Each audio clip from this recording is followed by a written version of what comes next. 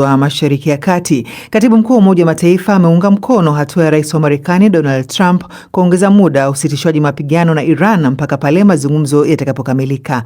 Lakini Rais Trump amesema vikwazo vilivyowekwa na Marekani katika bandari za Iran vitaendelea mpaka pale Iran itakapowasilisha pendekezo lake. Nastia Mohamed na maelezo zaidi. Leo hii siku ya Jumatano ndio ilikuwa siku ya mwisho wa usitishaji wa mapigano kati ya Marekani na Israel dhidi ya Iran, na sasa angalau kuna afueni baada ya matamshi ya Rais wa Marekani Donald Trump kutangaza kwamba amekubali kuongeza muda wa kusitisha mapigano na Iran bila kikomo maalum. Hii ikiwa ni mabadiliko makubwa ikilinganishwa na msimamo wake wa saa chache zilizopita. Rais Trump kupitia mtandao wake wa kijamii alisema amechukua hatua hiyo baada ya kuzingatia mgawanyiko wa serikali ya Iran, swala ambalo anasema halikutarajiwa. Anaendelea kusema kufuatia ombi la Field Marshal Asim Munir pamoja na Waziri Mkuu Shehbaz Sharif wa Pakistan, Marekani imeombwa kusitisha kwa shambulio dhidi ya nchi ya Iran hadi wakati ambapo viongozi wao na wawakilishi wao wataweza kuwasilisha pendekezo la pamoja. Lakini Trump bado amesema jeshi la Marekani litaendelea na zuio lake katika mlango wa bahari ya Hormuz. Awali akizungumza na CNBC, Trump alisema anatarajia kutakuwa na mashambulizi na kwamba jeshi lilikuwa tayari kabisa kuanza. Aidha, alirejelea tishio lake la kuharibu madaraja yote na mitambo ya umeme nchini Iran. Natarajia kutakuwa na mashambulizi ya mabomu kwa sababu nadhani huo ni mtazamo bora wa kuanza nao. Lakini sasa tuko tayari kuendelea. Naamini uwepo wa kijeshi katika Ghuba ni mkubwa. Baada ya Rais Trump kutangaza usitishaji mpya wa mapigano, meli ya 3 imeshambuliwa katika mlango wa bahari wa Hormuz. Jeshi la walinzi wa mapinduzi ya Iran IRGC limefyatua risasi dhidi ya meli ya kubeba makontena kulingana na mto, huku chombo cha pili pia kikiripotiwa kushambuliwa. Hii inajiri baada ya Rais wa Marekani Donald Trump kusema ataongeza muda wa usitishaji mapigano na Iran hadi mazungumzo kati ya nchi hizo mbili yatakapopiga hatua, huku kizuizi cha Marekani dhidi ya bandari za Iran kikiendelea. Kufuatia mgogoro huu wa Marekani na Israel dhidi ya Iran, kura ya maoni nchini Marekani inaonyesha raia wengi wa Marekani uungwaji mkono wake umepungua. Kiwango cha uungwaji mkono kwa rais wa Marekani Donald Trump kwa sasa kiko katika hali mbaya zaidi tangu alipoanza muhula wake wa pili, karibu kufikia kiwango cha chini kabisa alichowahi kuwa nacho katika muhula wake wa kwanza. Kwa sasa Trump ana kiwango cha uungwaji mkono cha 43%. Sababu kuu inayochangia hali hii ni mgogoro unaoendelea nchini Iran. Sio kwamba wapiga kura wanapinga moja kwa moja wazo la kuingilia kati ili kuondoa silaha za nyuklia za Iran au mambo kama hayo, bali ni zaidi kwa sababu wanaona athari kubwa kwa bei ya mafuta pamoja na hali yao ya kifedha kuzorota. Mmoja wa raia wa Iran anaelezea hali ilivyo kwa sasa. Watu wanapitia hali ngumu sana kwa sasa ili kuweza kumudu hata kununua mkate mmoja. Wakati huo huo, Waziri Mkuu wa Pakistan Shehbaz Sharif amemshukuru Rais Trump baada ya kutangaza kuongeza muda wa kusitisha mapigano kwa muda usiojulikana, muda mfupi kabla ya muda wa awali kuisha. Shehbaz alisema kwamba Rais Trump amefanya jambo la busara la kuongeza muda huo kwa kuwa ameruhusu diplomasia kuchukua nafasi yake. Shehbaz ameongeza kusema kwamba ana matumaini kwamba pande zote mbili zitaendelea kuzingatia usitishaji mapigano na kuweza kuhitimisha kubaliano ya amani kamili wakati wa duru ya pili ya mazungumzo yaliyopangwa kufanyika Islamabad kwa ajili ya kukomesha kabisa mgogoro huo. Lakini waziri huyo akisema hivyo kwa upande wa Pakistan, Iran yenyewe ambayo inafaa kuwa kwenye meza ya mazungumzo mpaka sasa haijadhibitisha wala kuonesha ishara yeyote ya kutaka kuhudhuria mazungumzo hayo. Pia kabla ya Donald Trump kutangaza kwamba ataongeza muda wa kusitisha mapigano, Wizara mambo ya nje ya Iran iliambia BBC kwamba Tehran bado haijaamua kama itahudhuria duru mpya ya mazungumzo ya amani na Marekani baadaye wiki hii. Nastia Mohamed, Dira Dunia, BBC.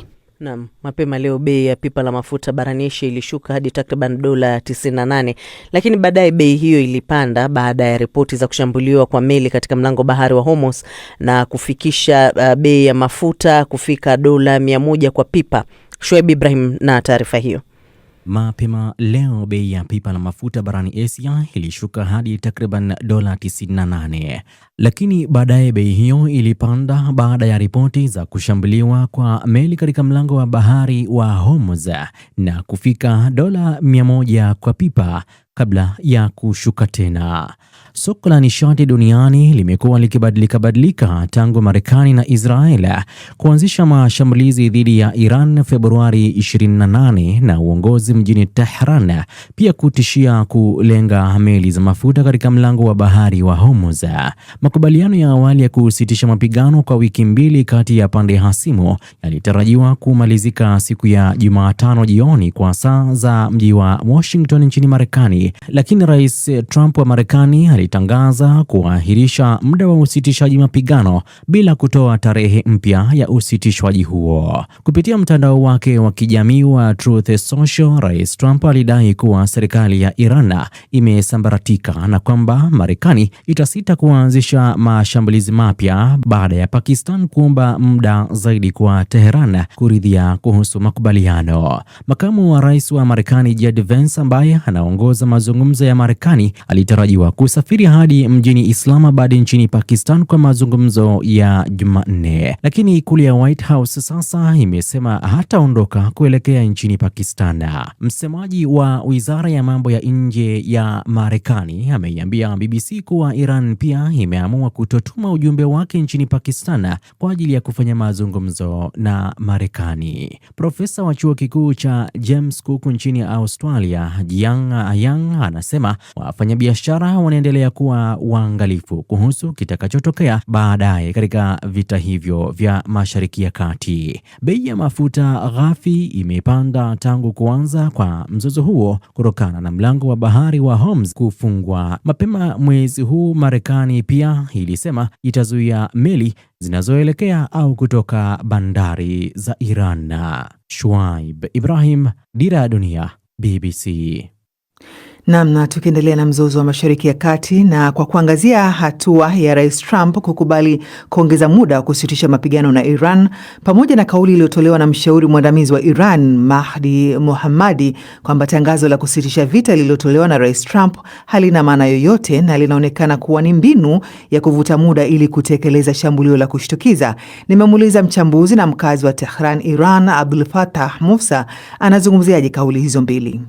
Kauli ya Rais Trump kwamba anasitisha vita kwa muda usiojulikana yenyewe ni kauli tata, na pengine hili neno kusitisha vita mimi nahisi si sahihi sana kuliko kuita kusitisha mashambulizi dhidi ya Iran, kwa sababu kusitisha vita inakuwa ni suala hasa la pande mbili ambazo zinakubaliana, lakini huu unaonekana zaidi kama ni uamuzi wa upande mmoja kwamba ya Marekani na Israel pengine zitakapoamua zinaweza kuishambulia tena Iran, na ni kwa sababu hiyo nadhani mshauri wa spika wa bunge la Iran akasema kwa upande wa Iran hawatilii maanani sana kauli hiyo ya Rais Trump, ukizingatia mambo mawili ya msingi. Kwanza, kuendelea kujizatiti zaidi na zaidi kijeshi Marekani katika eneo la Ghuba ya Uajemi na kutuma manuari za mashambulizi na za kubebea ndege za kivita, lakini kwa upande wa pili ni hatua yake ya kuendeleza kizuizi cha kuzuia meli zinazoingia na kutoka katika bandari ya Iran. Na kama ulivyosema pia, tukiangalia bado kuna mivutano mingi na pia usalama mdogo katika mlango bahari wa Hormuz, Iran ikivutana na Marekani juu ya ukiukwaji wa sheria na makubaliano. Kuna milio ya risasi kwa tukisikia kwamba Iran imezikamata meli na vitu kama hivyo. Sasa vuta ni kuvute hii, unadhani hatima yake inaweza kumaliza kwa mzozo huu? Ni vigumu kutoa kauli ya mkato kwamba kinachoendelea hivi sasa kitawepesisha au kitarahisisha kufikiwa mwafaka baina ya Marekani na Iran, kwa sababu Rais Trump anayafanya haya yote kwa lengo la kuishinikiza Iran kwanza irudi kwenye meza mazungumzo, lakini muhimu zaidi ikubaliane na matakwa ya Marekani katika kufikia mwafaka. Na hili ndilo jambo ambalo Iran imekuwa ikilipinga kila wakati, kwamba haiko tayari kufanya mazungumzo katika sura ya kuandamwa na vitisho,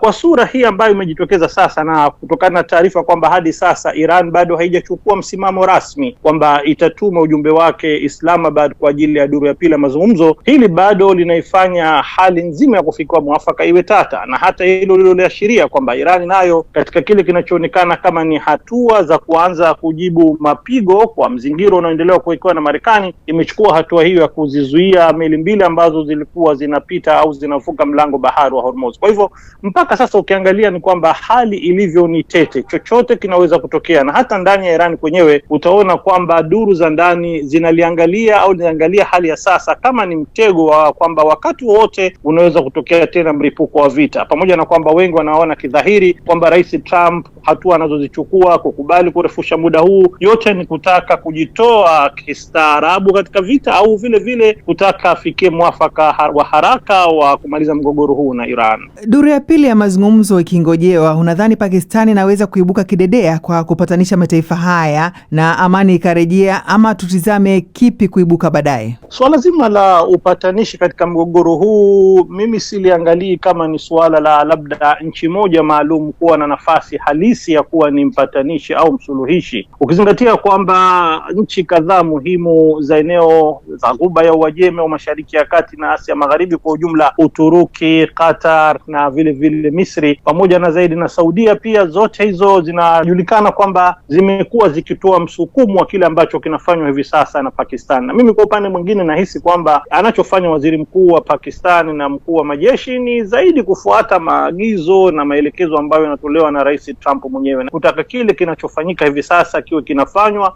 kwa kufuata matakwa yake Rais Trump. Ukikumbuka mazungumzo ya Maskati ni kwamba Oman ilifanya juhudi muhimu sana kwa ajili ya kuona kwamba mwafaka unafikiwa baina ya Marekani na Iran, lakini matokeo yake tukaona kwamba katika mazingira ambayo wengi waliamini mazungumzo yataendelea katika ngazi za kiufundi, ndipo Marekani na Israel zikaanzisha mashambulio dhidi ya Iran. Kwa hivyo ni vigumu kuweza kutoa kauli moja kwa moja, lakini kutokana na shakhsia ya Rais Trump ambayo ni ya pande kadhaa, usishangae ukasikia tayari pande mbili zimekutana na hatimaye kukawa na baadhi ya masuala ambayo yakafikiwa mwafaka na uamuzi ukawa ni kuendeleza duru nyingine ya mazungumzo baina yao. Rais Trump anaposema anasubiri mapendekezo kutoka kwa Iran, hii inamaanisha nini? Ni kauli nadhani ya kutaka jibu la Iran la ndio au hapana, kukubali yale ambayo yeye ameyapendekeza, labda ikiwa ni kama uamuzi na msimamo wake wa mwisho, kwa sababu kama unafuatilia jumbe zake anazoweka katika mtandao wake wa Truth Social, amesema kwamba mapendekezo aliyotoa yeye ya makubaliano ni ya kiadilifu na ya kiinsafu, na kwamba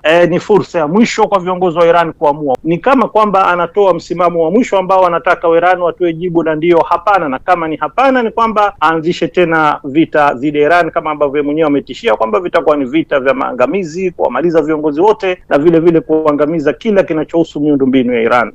Huyo ni Abdul Fattah Musa, mchambuzi wa masuala ya Mashariki ya Kati. Waziri wa habari wa Sudan Kusini amesema taifa hilo litafanya uchaguzi mkuu mwezi Disemba mwaka huu baada ya miaka kadhaa ya kuahirisha uchaguzi huo, huku nchi hiyo ikiwa katika hatari ya kutumbukia tena katika vita vya wenyewe kwa wenyewe. Samia Wami na taarifa zaidi.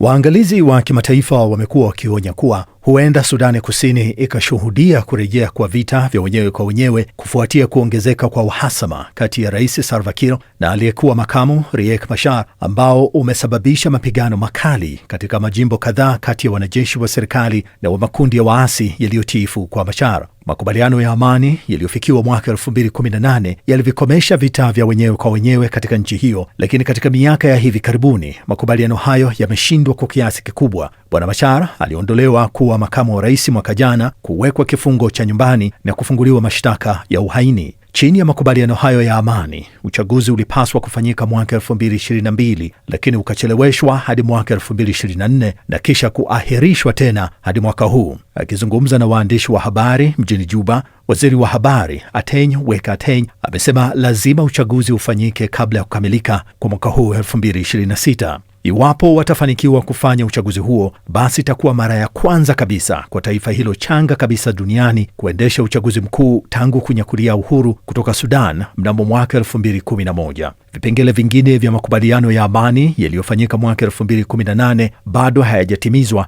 ikiwamo kuunganisha vikosi pinzani. Bwana Ateny amesema Sudani Kusini kwa sasa ina kiwango cha kuridhisha cha amani, isipokuwa visa vya ukosefu wa usalama vya hapa na pale katika jimbo la mashariki mwa nchi hiyo la Jonglei. Ghasia za Jonglei zimesababisha maelfu ya watu kuachwa bila makazi, huku mashirika ya kutoa misaada yakishambuliwa mara kwa mara na hivyo kupata shida kuendesha shughuli zao za kibinadamu. Wiki iliyopita katika Baraza la Usalama la Umoja wa Mataifa, balozi wa Marekani anayeshughulika na masuala ya kisiasa katika Umoja wa Mataifa Jennifer Loseta Aliwashutumu viongozi wa Sudani Kusini akisema masaibu ya nchi hiyo sio ukosefu wa makubaliano kadha wa kadha, bali ni ukosefu wa utashi wa kisiasa wa kuyatekeleza makubaliano hayo. Licha ya ahadi hiyo kutoka kwa serikali ya Sudan Kusini, lakini kuna mashaka. Je, uchaguzi huu utafanyika kweli Disemba mwaka huu 2026?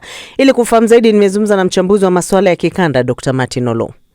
Kwanza kabisa ni kusema nchi yoyote ile ambayo inanuia kuwa na demokrasia ni lazima wafanye uchaguzi. Baada ya hapo pia ni kusema kwamba kutopatikana kwa hali ya amani na pia kutofanyika kwa uchaguzi pale Sudani ya Kusini kumechangia pakubwa kutokuwa na amani na pia kutowajibika kisiasa. Kwa hivyo kuna haja kubwa tu kwamba pawe na uchaguzi na pawe na uwajibikaji katika utekelezaji wa siasa. Hivi kusema kwamba ni lazima uchaguzi uwepo sio jambo ambalo tunalitarajia. Tunachotarajia ni kwamba kuna maandalizi ya kufaa ya kutosha ambayo tayari yamefanyika, ambayo kwa yanaweza kuhakikisha kwamba uchaguzi ukifanyika utakuwa ni uchaguzi wa maana, uchaguzi uhuru na uchaguzi utakaokuwa na kidogo mwelekeo ambao wengi wakikanda na wengi wanaoangalia hali kimataifa wanaweza kusema kwamba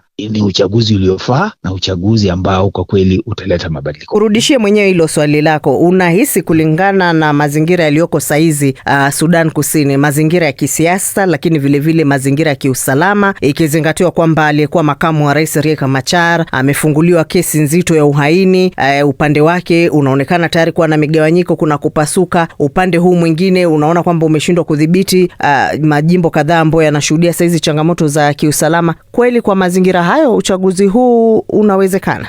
Hauwezekani. Ili pawe na uchaguzi ni lazima pawe na mabadiliko ama pawe na reforms fulani ambazo kweli zinaweza kuchangia kuwepo uchaguzi wa maana. Na hali hiyo ilikuwa ni kwamba pawe na katiba ambayo inafaa, katiba iliyo na kidogo uwajibikaji, na pawe na maandalizi ya maana, pawe na usajili wa watu ambao wanaopiga kura kwa njia ambayo ni ya wazi, na kuwe na uwanja ambao kidogo unaweza kuhakikisha kwamba mtu yeyote anayetaka kusimama anaweza kusimama na anaweza kuomba kura, hivi kwamba wananchi wenyewe waamue. Kwa sasa hamna, hali hiyo ni ngumu. Hatujui ni wanakura wangapi wapo, hatujui usajili unafanyika vipi, wala hatujui wanasiasa ni kina nani na wapinzani ni kina nani. Tunachokijua tu ni wale ambao serikali inatuambia ni wahaini, na serikali yenyewe inasema kwamba wao wako mamlakani. Na wiki iliyopita balozi wa Marekani katika Umoja wa Mataifa kuhusu masuala ya kisiasa